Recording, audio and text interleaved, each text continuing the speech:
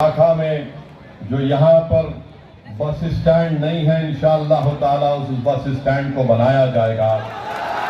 अगर आप 11 तारीख को राणा रंजीत को पतंग छाप के निशान पर बटन दबा कर वोट देंगे और कामयाब करेंगे, तो आप ये बात, मेरा पैगाम लेकर जाइए कि बीजेपी के विधायक के दौर में और एनडीए की हुकूमत के दौर में, नीतीश कुमार के दौर में, मोदी के दौर में जो यहाँ पर भ्रष्टाचार और रिश्वत को आम कर दिया गया है।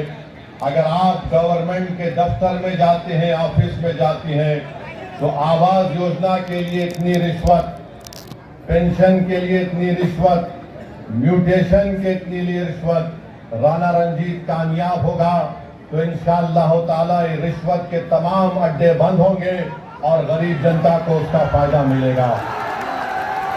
आप राणा रंजीत को ढाका से कामयाब करिए। जो डिग्री कॉलेज नहीं है, खास तौर से हमारी बेटियों की तालीम को जारी रखने के लिए राणा रंजीत को डिग्री कॉलेज बनाएगा। बिहार की ट्रांसपोर्ट की बसेस नहीं है और उसी वजह से हमको और आपको छोटे छोटे सफर को तय करने के लिए प्राइवेट गाड़ियों में 40 से 50 रुपए देना पड़ता है। अगर विधायक होगा राणा रंजीत तो इंशाअल्लाह ताला गवर्नमेंट की बसें ढाका की रोड पर चलेंगी। जो ढाका और लोहाका में जो रोड का काम पीएमजीएसवाई में रुका हुआ है, वो इंशाअल्लाह दोबारा शुरू होगा। जो ढाका और सुगौली की उस रोड पर हमेशा पानी जमा हो जाता, जिसमें मार्केट में जाने से आपको तकलीफ होती है, इंशाअल्लाह वो काम पूरा किया जाएगा। बहरवा में, हरपुर में, नाक में, नैनहा में और परसौनी में जो रोड नहीं है, ये बीजेपी के विधायक की नाकामी का एक खुला सबूत है। जो रोड नहीं बना सका और आज आकर वोट का मुतालबा ढाका की जनता से कर रहा है। आप राणा रंजीत को कामयाब करिए। यहाँ का नौजवान पलायन करता है। मैंने खुद अपनी आंखों से देखा कि बंबई में जो लोग बैग बनाते हैं, ऐसे 25,000 ढाका के नौजवान अपनी माँ और बहन और अपनी बीवियों को और अपने नौजवान बच्ची और औलाद को छोड़कर अपना पेट काटने के लिए, अपने घर में चिराग जलाने के लिए वो बच्चे मुंबई में जाकर बैग बनाते हैं। यहाँ पर इंडस्ट्री खोली जा सकती है। शर्त यह है कि आपके विधायक में इखलास हो, जो हुकूमत से लड़कर यहाँ पर इंडस्ट्री बनाए। ये काम इंशाअल्लाह ताला राणा रंजीत करेगा। ढाका का नौजवान पंजाब की खेतों में काम कर रहा है। दिल्ली में बिल्डिंगें बनती हैं तो बहैसियत एक लेबर का काम ढाका का नौजवान करता है।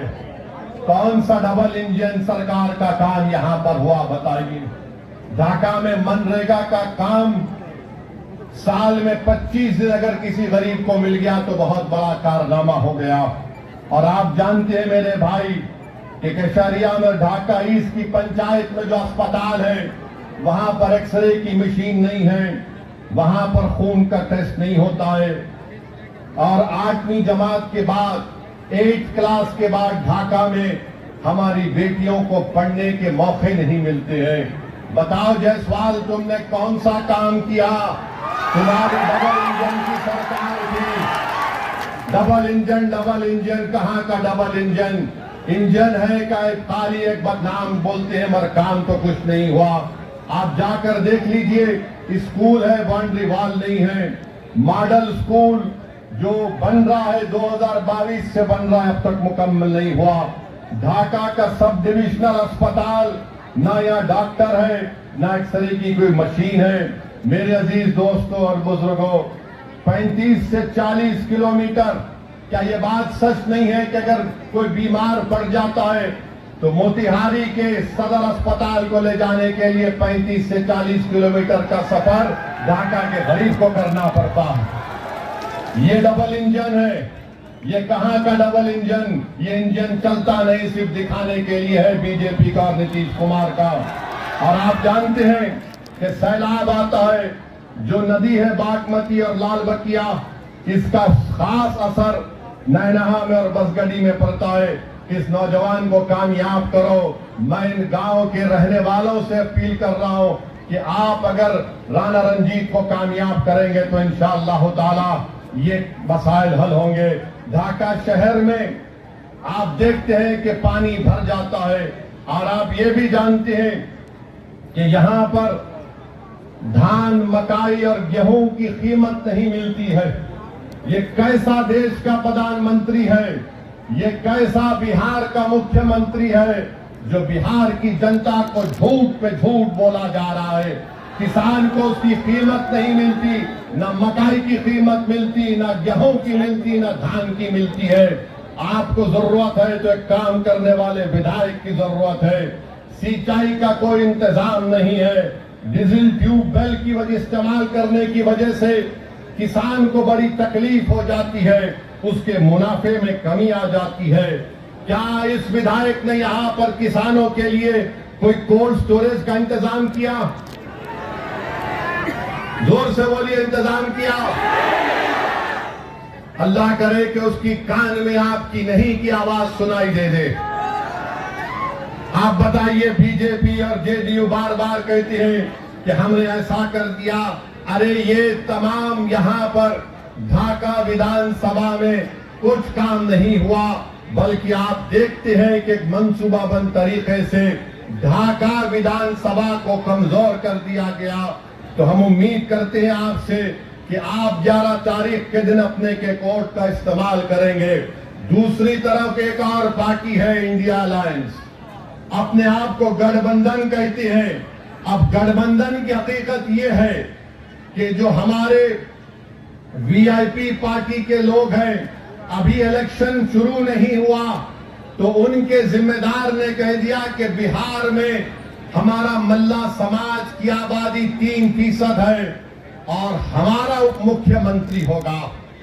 मैं आपसे पूछना चाहता हूं, अगर मल्ला समाज जो 3% की आबादी है और वो तेजस्वी के बाजू बैठकर कहता है कि हम उप मुख्यमंत्री होंगे, मैं ढाका की आवाम को और बिहार की जनता को और खास तौर से वो 17% अल्पसंख्यक समाज को एक पैगाम दे रहा हूं।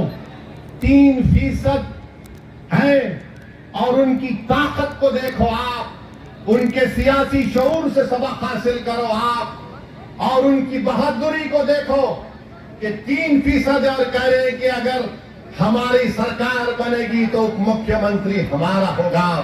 बताओ आप, 17% है। अगर मल्ला का बेटा उप मुख्यमंत्री बन सकता तो क्या आदम का बेटा मुख्यमंत्री नहीं बन सकता? हमको जवाब दो। अगर मल्ला का बेटा उप मुख्यमंत्री बन सकता तो क्या मोहम्मद का बेटा नहीं बन सकता मुख्यमंत्री? मेरे भाई, फैसला आपको करना है। 17% है, 3% है और 14% है। 14% है।